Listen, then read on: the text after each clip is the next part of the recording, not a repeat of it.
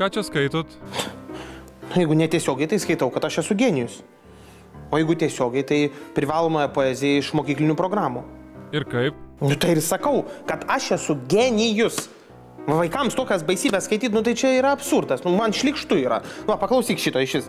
Ir vieną kartą pavasarį, tu vėl atjosi drąsiai ir myrimas pavasarį manęs jau neberasi. Tai kas čia yra? Tai kas čia? Savižudžio raštelis kažkoks. Nu, arba šitas. Kai vėjas pakyla ir drumščias vanduo ir ežeras verdžias platyn. Banga gena banga ir bokšto akmuo paplautas nuvirsta žemyn. Tai kas čia yra? Čia apie tsunami Fukushimai kažkokiai, nu gražu, bet ar vaikams reikia čia eiliuotai apie tai pasako, tai aš nesąmonė. Tai negi nieko gero neradot lietuviškos poetikos istorijoje? Naudingo tai yra, o gero tai ne. Va šitas, pavyzdžiui, reklamuojantis kraujo donorystę visai nieko. Klausyk. Vienas kraujo lašas, būt tave nuplovęs, bet vargėjo vieno, tu pasigėdai. Gal ir nieko. Aš šitą paklausyk. Į stiklo kalną aš lipu, man prakaitas pupu. Tai ar čia poezija, kas čia pupu yra? Tiek to. Kaip supratau, naują eilėraštį parašėt. Parašiau?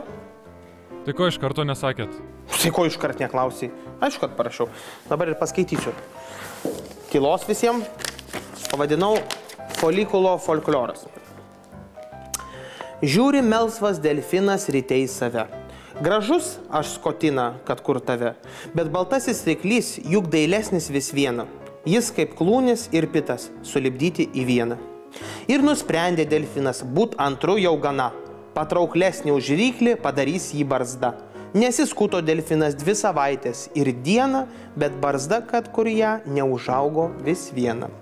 Tai gal moteris aš, pagalvojo vargšiukas, bet ne moteris, ne, juk yra pimpaliukas.